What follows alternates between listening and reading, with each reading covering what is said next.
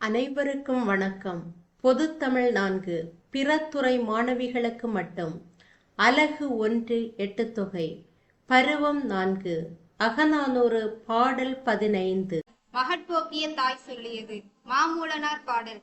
எம்வெங்காமம் எய்வது ஆயின் மெய்மலி பெருங்குன் செம்மற் கோசர் கும்மை பசுங்காய் குடுமி விளைந்த பாகல் ஆர்க்கை பறைகட் பீலி தோகை காவின் துளுநாட்டு அன்ன வெறுங்கை வம்பலர் தாங்கும் பண்பின் செறிந்த சேரி செம்மல் மூது அறிந்த மாக்கட்கு ஆகுகதில்லர் தோழிமாறும் யானும் புலம்ப சூழி யானை சுடற்பூன் நன்னன் பாலி அன்ன கடியுடை வியல் நகர் செறிந்த காப்பு இகந்து அவனோடு போக்கி அந்த இருப்பை ஆர்கழல் புதுப்பூ துய்த்த வாய துகள்நிலம் பறக்க கொன்றை சினை குடற்படம் கொழுதி வன்கை என்கின் பயனிறை பரப்பு இன்குனை படர்ந்த கொள்கையொடு ஒராங்கு குன்றவேயின் திரண்ட என் பின்தோல் அஞ்ஞை சென்ற ஆரே.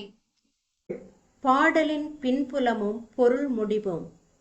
இது ஒரு பாலை திணை சார்ந்த பாடல். பிரிதலும் பிரிதல் நிமித்தமும் என்பதே இதன் குறிப்பொருளாக உள்ளது.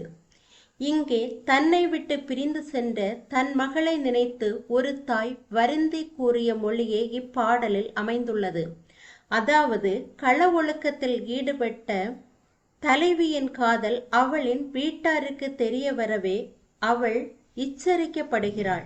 ஏற்கனவே கட்டுக்காவல் மிக்க வீட்டில் தலைவிக்கான சிறப்பு பாதுகாப்பு பலப்படுத்தப்படுகிறது.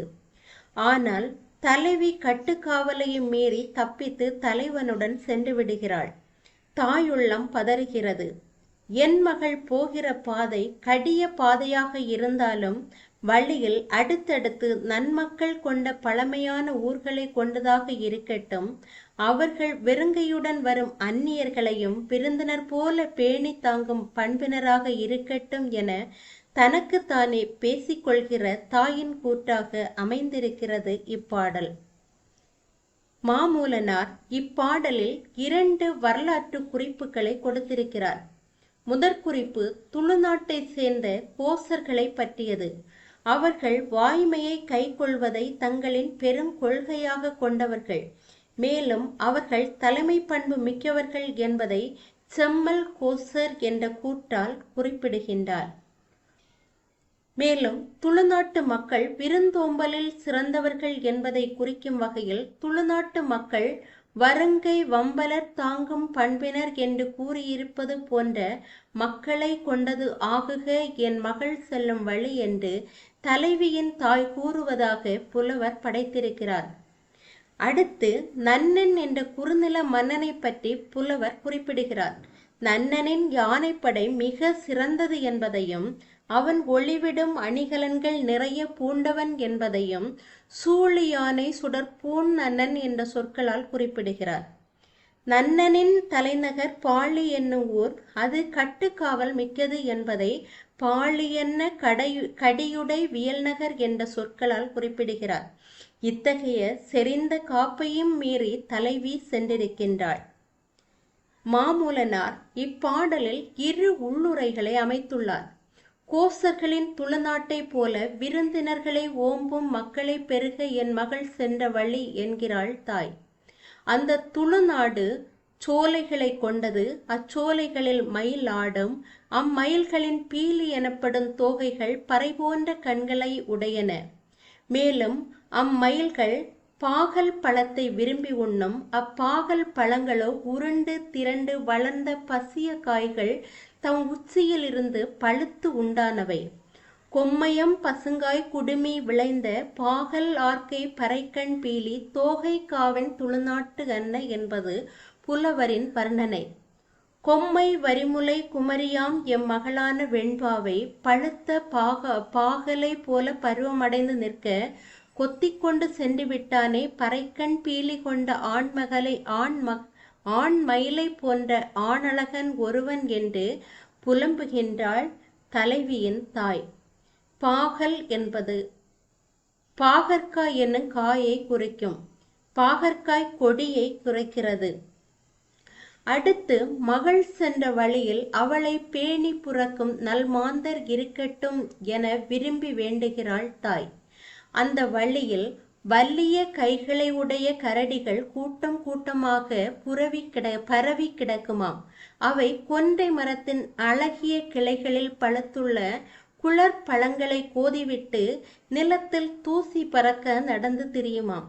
அவை அந்த வறண்ட நிலத்தில் இருக்கும் இலுப்பையின் புற விதழ்களை கலன்ற புதிய பூவினை வாயில் மென்று கொண்டே இருக்குமாம். இதெல்லாம் எதற்காக தாய் குறிப்பு மொழியாக உணர்த்த வருகிறாள்?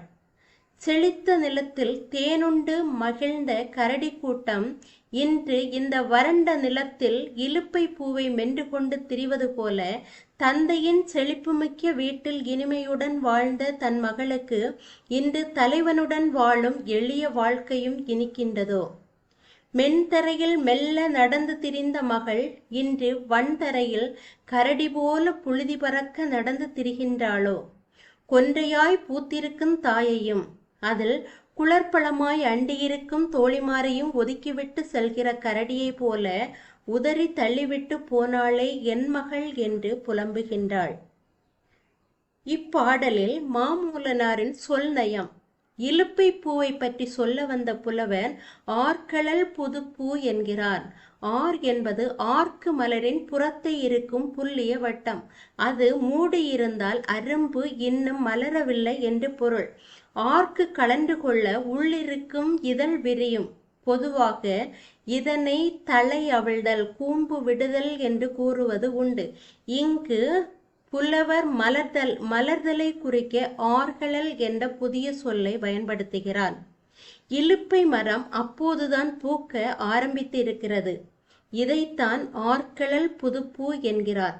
அதுவரை கொன்றை பழங்களையே உண்டு வந்த கரடிகள் இலுப்பை பூவின் புதுப்பூவை பார்த்ததும் கொன்றையின் குளர் பழங்களை கோதிவிட்டு இலுப்பையின் இனிய பூக்களை உண்ண ஆரம்பித்து விட்டன என்கிறார். இத்தனை நாள் பழகிய தாய் தோழியர் ஆகியோரை துறந்துவிட்டு நேற்று வந்தவனோடு அவள் போய்விட்டாளே என்ற தாயார் புலம்பலை குறிக்கின்றது இது. இவ்வாறு புதிதாய் ஒன்று கிடைத்தவுடன் பழையதை மறந்துவிடும் பண்புடையவள் அல்ல என் மகள். குழந்தை பருவத்து உறவுகள் ஒரு பெண்ணின் வாழ்க்கையில் தற்காலிக உறவுகளே. கொழுந்தனின் உறவே நிலைத்த உறவு. இனிமேல் என் மகள் மாற மாட்டாள் என்பதை குறிக்கவே தாய் இன்துணை படர்ந்த கொள்கையோடு ஓராங்கு சென்றாள் என் மகள் என்கிறாள். ஓராங்கு என்றதற்கு ஒன்று சேர்ந்து உடைநுழைந்து என்று பொருள். விட்டு பிரிந்த மகளை நினைத்து அந்த வேதனையிலும் தாய்க்கு மகளை விட்டு கொடுக்க மனமில்லை என்பதை புலவர் நுணுக்கமாக இந்த பாடல் வழி குறிப்பிடுகிறார். மேலும் வன்கையை கொண்ட என்கு போல என்று தன் மகளை எண்ணிவிட்டோமோ என்று எண்ணி பார்த்த தாய் கூறுகிறாள், என் மகளின் தோள் மலை மூங்கிலை போல வழுவழுப்பானது. திரண்டிருந்தாலும் என் மகளின் தோள் மெல்லியது என்று முத்தாய்ப்பாய் கூறுகிறாள். மென்தோள் அஞ்ஞை என்கிறாள் தன் மகளை.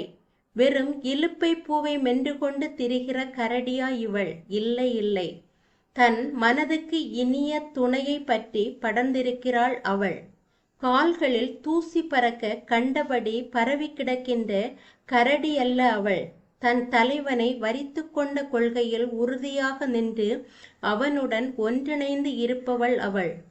இன்துணை படர்ந்த கொள்கையோடு ஓராங்கு குன்றவேயின் திரண்ட என் மென்தோள் அஞ்ஞை சென்ற ஆரே என்பதன் மூலம் இதனை அறியலாம். நன்றி.